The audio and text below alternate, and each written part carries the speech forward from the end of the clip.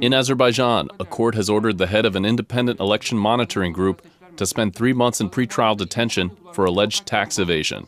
Anar Mamadli, the chairman of the Election Monitoring and Democracy Studies Center, was arrested after the group criticized the recent presidential poll that secured a new term for Ilham Aliyev.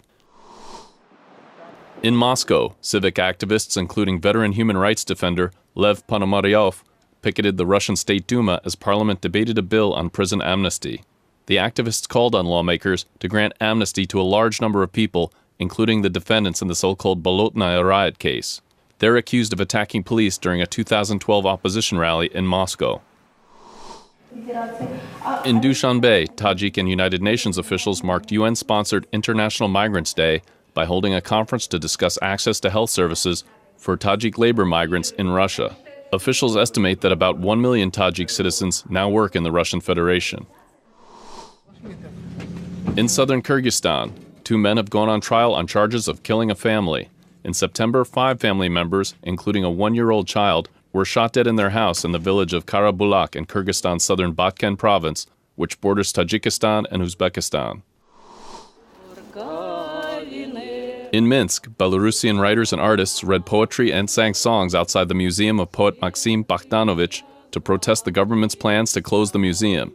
The public reading took place despite interference by plainclothes police. Bakhtanovich is considered one of the founders of modern Belarusian poetry.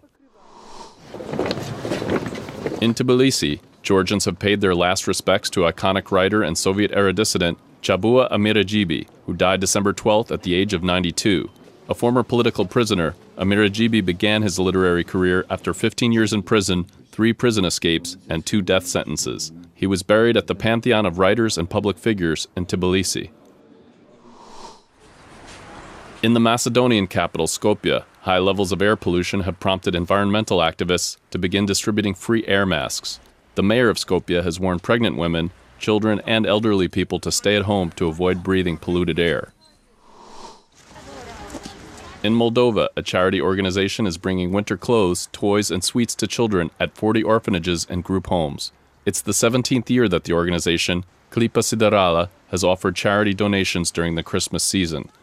And that's the video roundup from Radio Free Europe, Radio Liberty.